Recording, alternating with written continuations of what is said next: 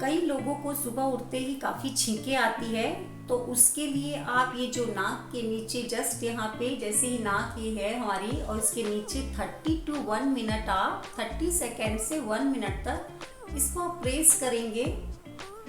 तो आपका छींकना एकदम बंद हो जाएगा और रनिंग नोज में भी ये काफ़ी फायदेमंद है। ये देखिए पॉइंट, ये जो सीधा नाक है हमारा उसके जस्ट आप नीचे वाले हिस्से को प्रेस करेंगे हल्का सा दबाव देते हुए और सांस आप यहाँ पे लंबी गहरी लेंगे तो जो आपकी छींकें आ रही थी वो बंद हो जाएगी और इससे काफ़ी आपको और फायदा हो जाएगा।